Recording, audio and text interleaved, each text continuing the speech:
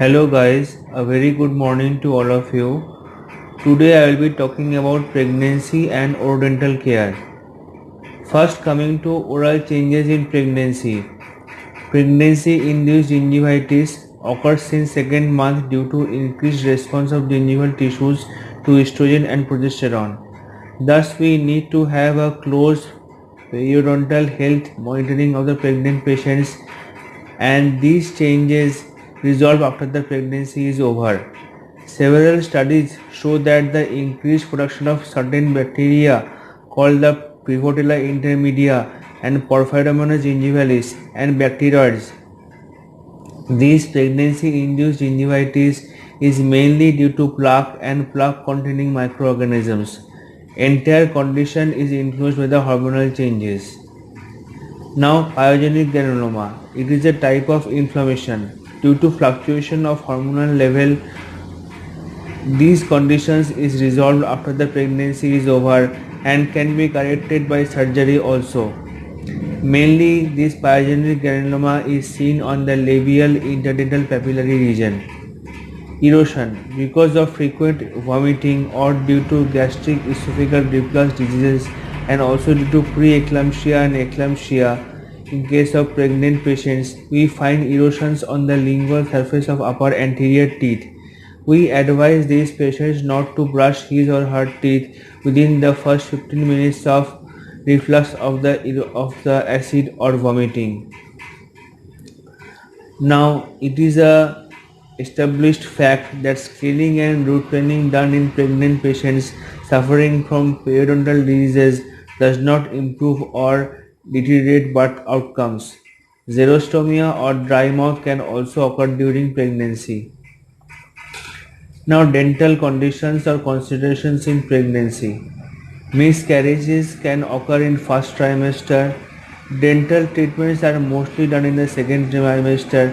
Emergency management can be done most primarily in the first trimester, followed by the second trimester, and followed by the third trimester. Oral prophylaxis, that is scaling, can be done in all the three trimesters.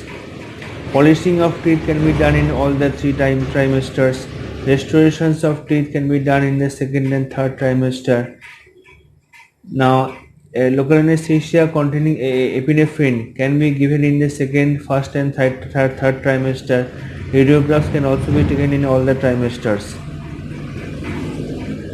Specifications for dental radiography in patients with pregnancy: E-speed special film or digital radiography, and use of rectangular collimator and long cone technique. Oral surgery should be postponed until after the body is born or in an extreme cases with the second trimester. Patient positioning. In the second and third trimester, left lateral position with right hip elevated. In the supine position or in the right lateral position, there is increased pressure on the uterus over the inferior vena cava, which is situated on the right side of the uterus. Thus reduces the venous return, and it is called the supine hypotensive syndrome. Hypertension or increased BP.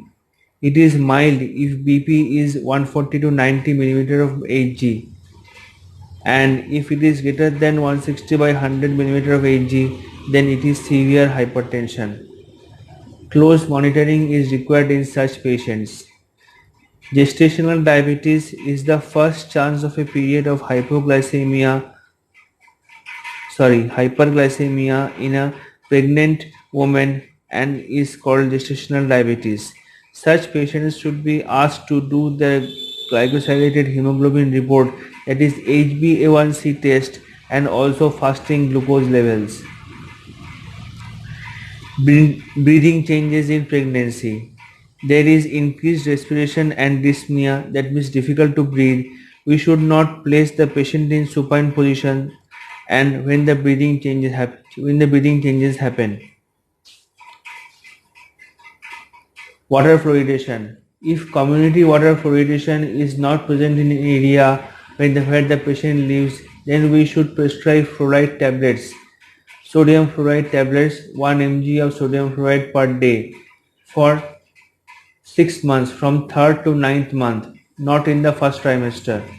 These tablets are also advised during the breastfeeding to have an anti-cardiogenic effect on the baby teeth.